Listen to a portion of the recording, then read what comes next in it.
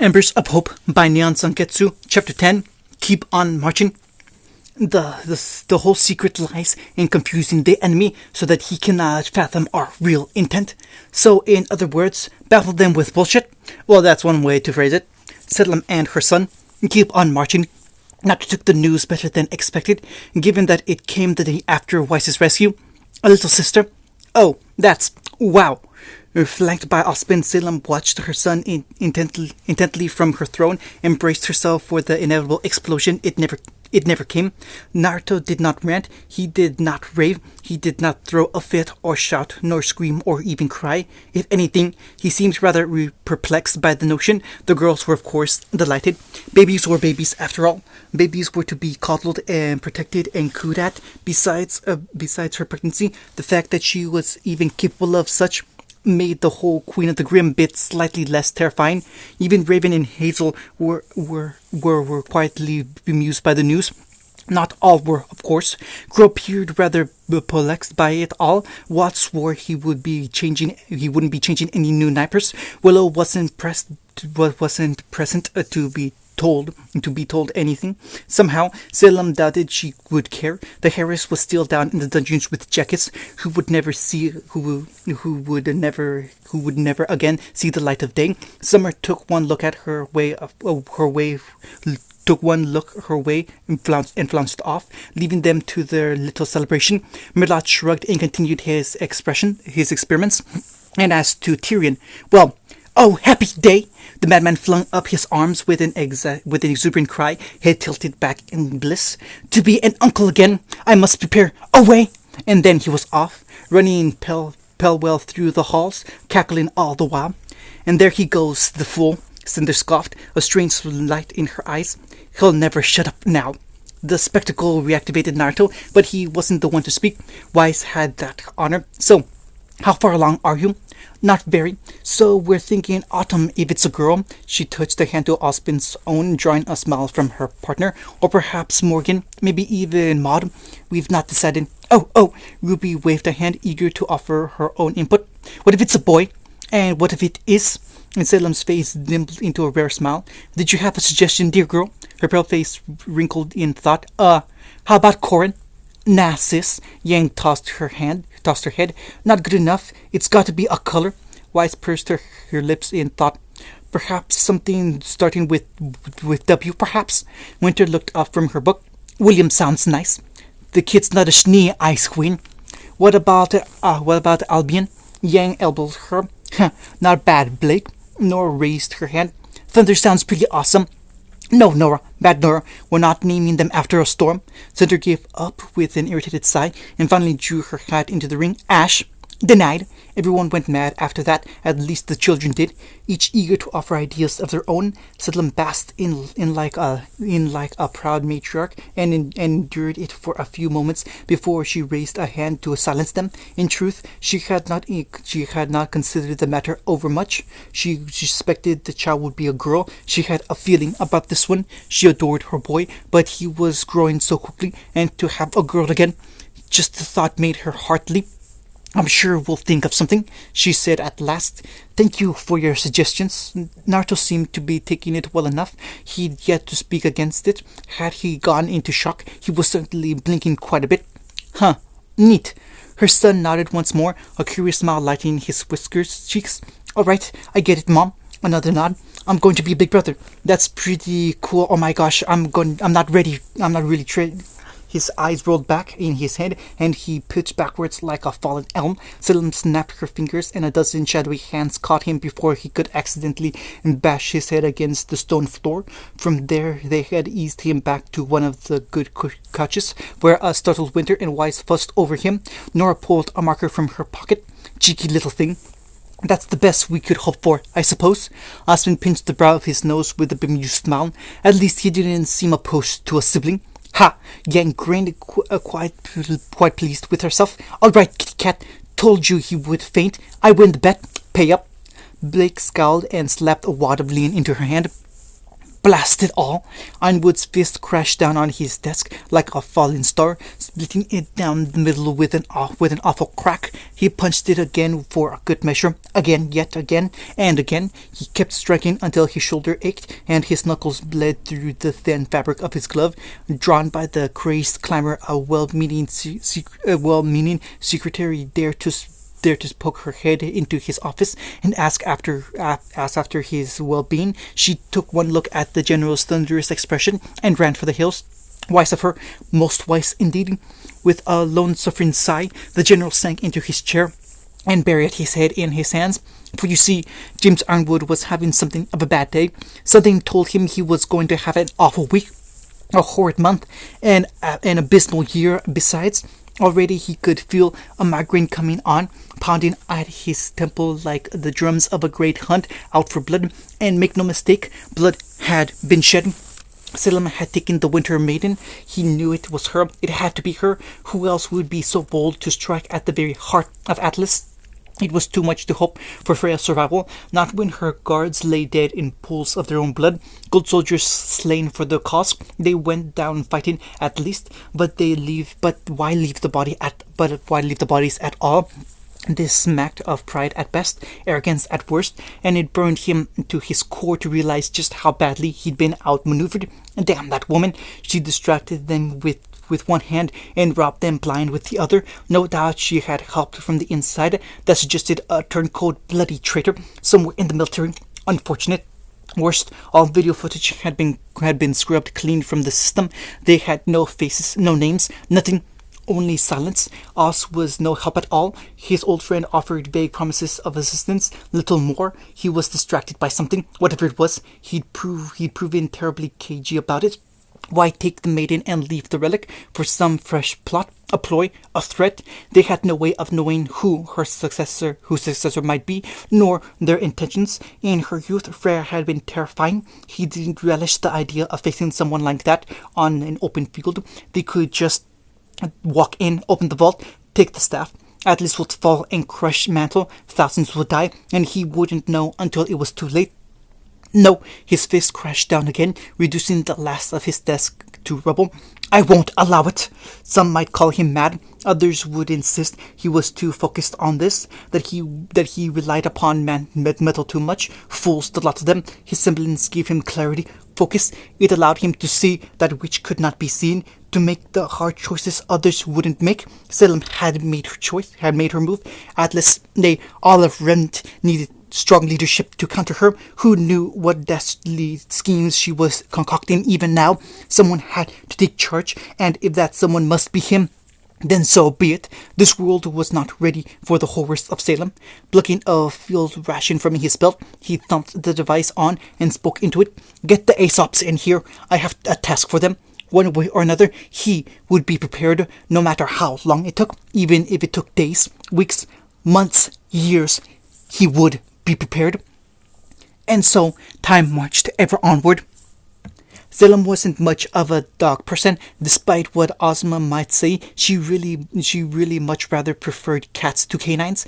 Cats were clever creatures to begin with, but their loyalty was often fickle. Dogs were trustworthy to be sure, but they often required more training. Training meant time, and while she had the latter in abundance, it wasn't something she enjoyed. Case in point, the baleful beast crushed in the throne room before her. It had taken ages to train before this nonsense, and now she must reduce it again, for its original purpose would no longer serve in the grand scheme of things. Blasted thing had taken 2 years to retrain, and it still made mistakes sometimes. That stopped today. Take the girl. No! Salem gave the hound a stern swat on its bony snout. Save the girl. Take. A pale brow rose in stormy splendor. Save the girl. Her voice all but throbbed with persuasion. Protect the girl. That is your task this evening. The mighty beast cocked its head from side to side like an indisquisible puppy, a giant-fanged shape-shifting puppy. Sometimes she regretted granting it sentience. Still, the benefits outweighed the risks. It was a deadly instrument of her will and far more capable than most. Nor would it balk from the task given to it. She had children to attend to, while this creature would pursue its goal with single-minded sentence. Save!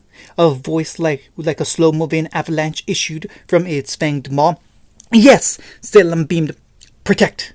It sounded certain this time. Salem allowed a small smile to grace her pale visage. Excellent! Her hand distended again, stroking the baleful beast between its pointed ears.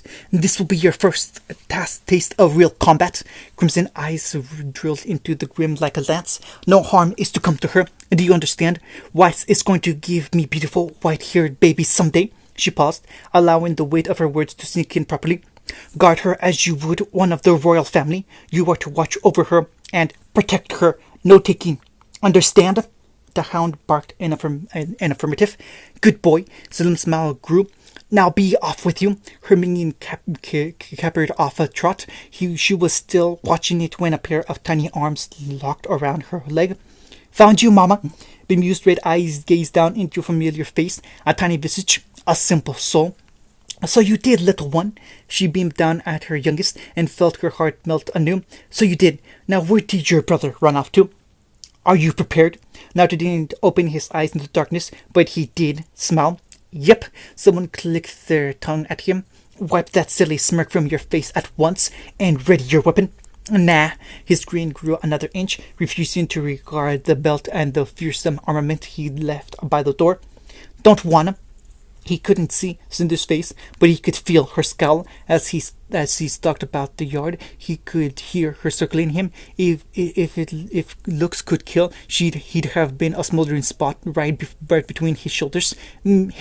Almost made him smile, that did. She didn't glare at anyone like that.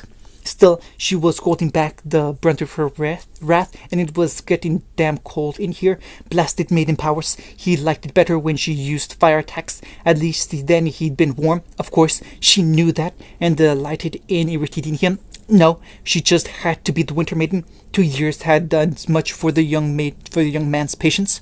It had given him a sibling with another on the way, and honed him in other ways, of course. He'd grown stronger and taller, more confident in some ways, yet humble in others. Nor was he the only one to change. 2 years had given Cinder time to grow into her new powers, to grow up and out in more ways than one. She knew it too. She'd caught him staring. There was a reason he'd kept his eyes closed for the last 5 minutes. She wasn't about using her beauty to distract him these days. Stop glaring at me and attack already, he sighed. I've got a raid with Winter and Weiss in an hour. You know how they get when I'm late. An angry intake of breath told him she'd race to his bait. He knew why. Cinder could never bear to be in the same room as the Schnee sisters, nor did they enjoy her presence. Winter in particular. Perhaps it was the grim in them. Who could say? Winter and Cinder never had a problem with Ruby. But then again, Ruby was the youngest of all of them. Ah! He felt her killing intent spike. There we go.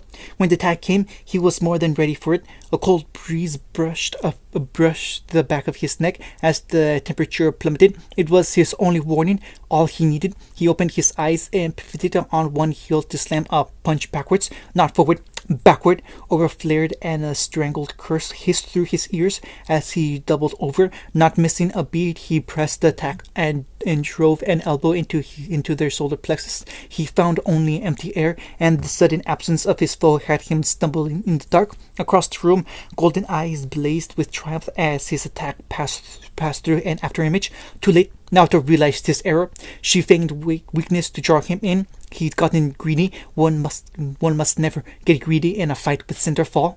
Bad things happened when you did. Sure enough, a torrent of wind struck him dead in the chest, defying gravity to fling him into the air. His back crashed through a wall, struck a pillar, and managed to right himself in it at the last moment. The once frigid room warmed alarmingly, and his sixth sense shrilled a warning. Danger! Move! Now! He clambered off the next wall, flinging himself to safety. Not a moment too soon. A pillar of flame found him in mid-air even as he twisted his body aside, clipping his aura before hurtling past to scour the stone clean. Her fire blast tore a hole through the wall altogether, and he leaped through the wide opening she'd made, seeking safety outside rather than face her enclosed quarters. Mistakes were made. Cinder's laugh said it all. Now wherever are you going? Booted feet struck ice, and frost crept up his ankles, trying to weigh him down. Naruto was forced to kick out again, just to avoid losing a leg to the black frost. Fighting outside was a horrid idea. She'd called down her storms here, and he'd never reach her. A third and final leap carried the day. He crashed back inside and raced up a scarred and pitted wall, clinging on with his feet for dear life. He still stood there, defying gravity. Time like these reminded just how irregular his existence truly was. Normal men could not walk on walls and water. Normal men couldn't take their inner energy and mold it to their will. Normal men didn't hear voices in their sleep, whispers teaching them things they were meant to know, meant to do, meant to be. But he wasn't normal, was he? He had never been normal, even before his dip in that pool of darkness. He was extraordinary. Unfortunately, so was Cinder with her power. Wait. What was that smell? Why did he feel so warm? Ow, ow, ow, hot!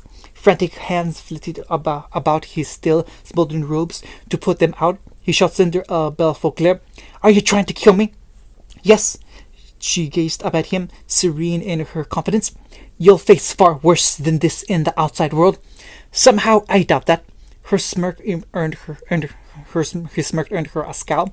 What's wrong? She cocked one hip, and he tried in vain not to stare. Afraid? If you can't beat me, you're not worthy of venturing out on your own. Unworthy? Him? Never. Naruto twitched. Cinder saw it. Her smile grew. Struck a nerve, have I?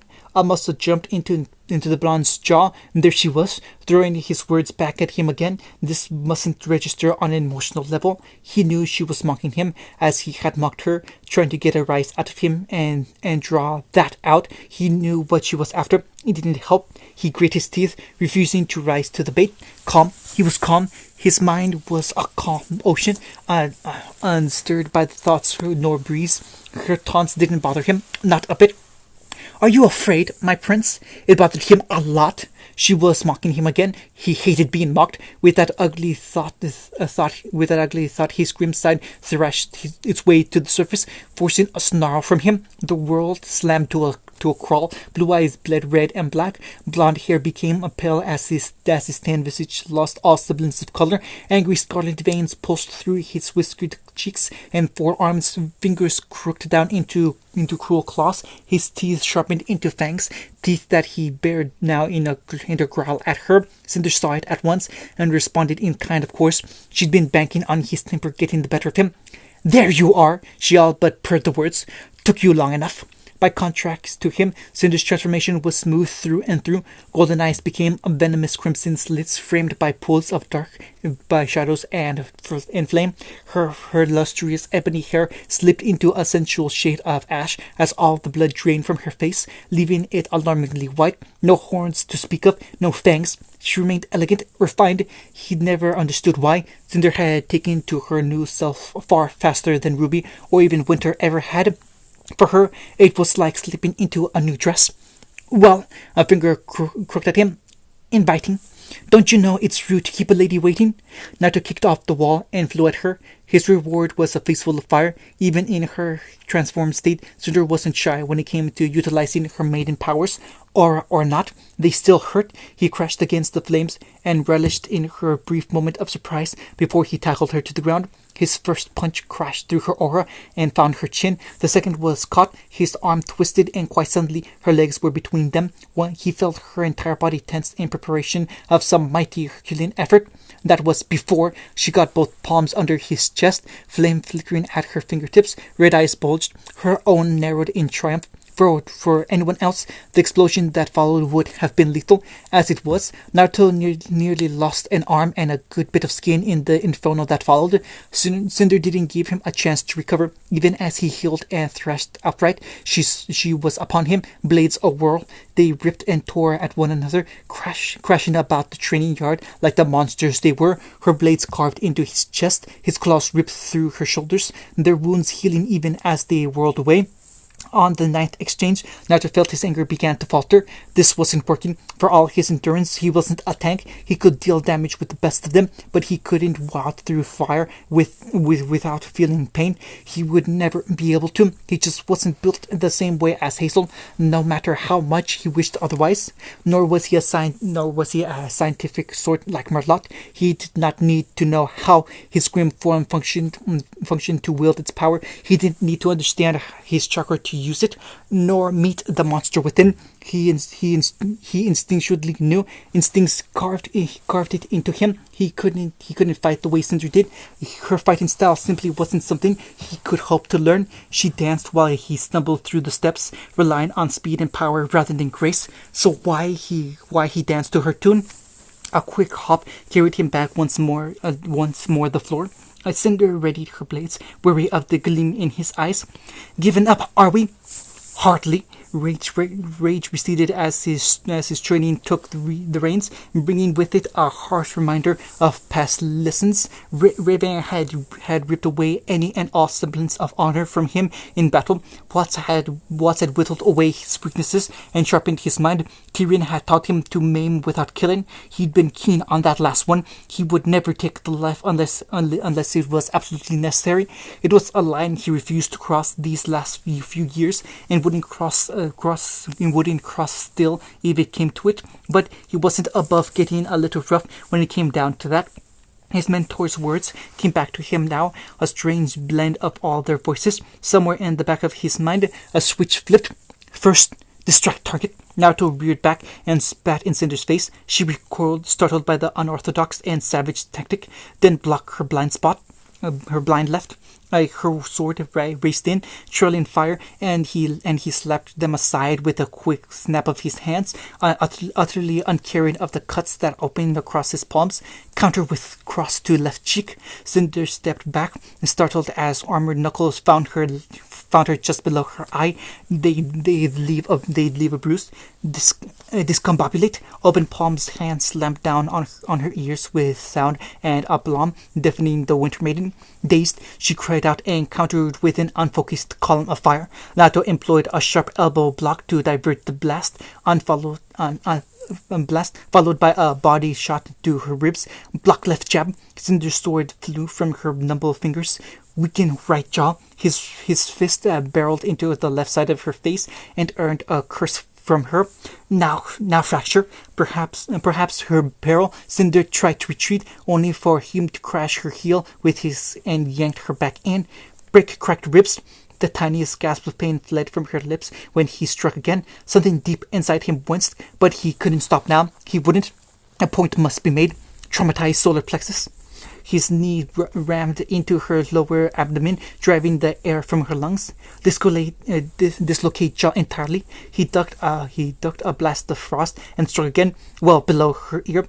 Heel kick to diaphragm. A hearty kick finished what Cinder had so foolishly started and hurled the Winter Maiden away like a straw doll. She struck the ground, bounced once, then skidded across it until she struck a wall or a crackle suddenly low but not yet broken. Still, she clung onto her transformation more out of pride than anything else. Sparks crackled in her hand, but her bolt went wide, missing him by a wide margin. No surprise, her ears ringing, jaw fractured, 3 ribs cracked, 4 broken diaphragms hemorrhaging. A human would have died to wounds like these, but they weren't human now, were they? It was the only reason he'd been rough with her. Target down. His inner self beamed. Capacity to taunt. Neutralized. 3 quick strides brought him to the fallen maiden's side. Flat on her back, Cinder scowled up at him, thoroughly trounced, or it might have been her battered jaw, probably both. Her hand shot up and his body reacted accordingly, catching it by the wrist. A knee came down on her stomach, not to injure, but to hold, pinning her in place. She tried to struggle up, but her ribs prevented her from rising. Naruto shook his head slowly. Yield. Cinder went terribly still beneath him for a moment. At last, she shook her head. I mean it. he growled and pushed down. Don't make me knock you out. I will, if you push me. After what felt like an eternity, her chin bobbed in a slow, albeit reluctant nod. With that, realization broke like the dawn, Naruto blinked, and his mental switch snapped back again, leaving him with the backlash. The fog of battle began to burn away, bringing with it the thrill of victory. He'd been so consumed with the idea of winning that it hadn't hit him until this very moment. Victory. All these years, after so many defeats, he'd overcome her. Cinder always seemed invincible, eternal, an obstacle he would never overcome. Now he had. Finally. Naruto slammed a fist into the air. Ha! I finally beat you. Oh wait, you're hurt? He tumbled off her and laid hands on her shoulders, minding her injuries. Thanks to her grim state, her body had already begun to mend. It took the merest nudge from him to hasten it along. Cinder didn't thank him for it. With an odd look, she reached up and set her jaw. An awful noise filled the air. It clicked back into place. The rest healed quickly. She sat up, massaged her face, grimacing now as her injuries healed. Red eyes bled back into golden as she regained her form. Still, that strange look persisted. A host of wearing emotions flitted across her face. He didn't recognize them until it was too late. Anger, surprise, pride, fondness, hunger. Without warning, Naruto found himself caught in the teeth of an old memory. So, blue eyes blazed up at hers. If I get stronger, you'll marry me. If such a day comes, she indulged him with a smile, you'd have to defeat me first. Promise? He held out his little finger to her with an anxious smile. You can't break a pinky promise. Oh, very well. Golden eyes rolled at him in mild irritation, but she clasped the questioning digit anyway. There, are you satisfied? He blinked, the recollection away, somewhat startled by the sudden recollection. He'd said those words as a child back then. Cinder was larger than life to him. As the only person near him in age, she had been someone to follow, someone to emulate, someone to look up to. He remembered wanting to be just like her. He had not forgotten those words per se. He just hadn't thought of them for quite some time. It wasn't his fault. He'd never thought to look at her in that way in quite some time. She'd always seemed unattainable. Cinderfall was most certainly looking at him now. Though she hadn't uttered a word, she was just staring at him, her gaze terribly narrow and intent. Had he broken her? Was something wrong? Had her eyes always been that bright? Even with that unnatural flames of the maiden burning in her gaze, she looked lovely. Even with her outfit torn, her hair dirty, and still healing injuries, she remained proud and strong. Her lips parted as if to speak, pursed, seemed to think better of it. At length, she shook her head and loosed a bitter chuckle. Well done, my prince. For once she spoke the phrase without mockery or derision. I suppose you deserve a reward. An alarm went off. Naruto opened his mouth to retort against that effect, to say something, anything. Cinder didn't let him. She surged upright. Her lips met his and stole his breath away. Previews. Finally won, huh? Mercury was waiting for him near the entrance. Ren and Whitley were all right and all, but the two of them just got on better. And another girl joins the harem. Lucky bastard. Me? Nah. Naruto looked away. I don't have a harem. Are you blind? Not really. He scratched the back of his head, trying to look away from Cinder and her swaying hips. Maybe if I play dance, they'll let me be. Not a chance. Come on, let's get you cleaned up. Mercury slapped his back. Drinks are on me. My treat. Merc, this is my home. Everything's free. Semantics. Bloody blonde, and pretending to be thicker than he was. Naruto could play the waiting games all he wanted, but sooner or later he would have to choose between them. Girls were tricky like that. Might as well hang around and see what came of it. Big brother. Naruto's scowl became a dopey grin. Aha! There you are! Fun wasn't really something one considered when attacking the White Fang. All clear, my lady. But this did put a smile on her face. The last year had made her body stronger and her heart harder. It would only ever soften for those she loved, no one else. Perhaps that was cruel of her. Weiss disagreed. Better to love a choice few than none at all. She would not be like Jackus. No, never Jackus. Mother still visited him in the cells from time to time. Weiss couldn't bear to go down there. She hit the ground in a pointed crouch and alighted perfectly amongst her prey. Naturally, they went wild. It's a snee! Shoot her! Boys, you really don't want to do this? Lily didn't listen. Nope, of course not. Masks! All right, Vi smiled as she regarded the terrorist. It was all teeth. Have it your way. Mask! Somewhere deep inside her soul, Venom absolutely cackled. Copy. Darkness boiled over her body from head to toe as the parasite symbiote pushed itself outwards and upwards, allowed itself to grow. She must have looked quite a sight, encased in a grim. Her foe shrieked, "What the hell is that thing?" Blake sighed. "Ilya, you can get off my back now." "No, warm. Comfy." Her fellow faunus yawned and nuzzled closer. "Shut up and let me sleep, stupid." She didn't have any more time than that. The door crashed open. "Hey, Mom. Long time no see." Kelly was across the threshold like an arrow loosed from a bow. "Blake." "Salutations, cousin." Penny bounded on her heels, delighted to see him. "Did you bring me a gift?" Nato tousled her hair. "Sure did, Squirt." Watt scoffed. "Softy." "Do not do this, James. Please." "Mercy." "Mercy," Winter scoffed.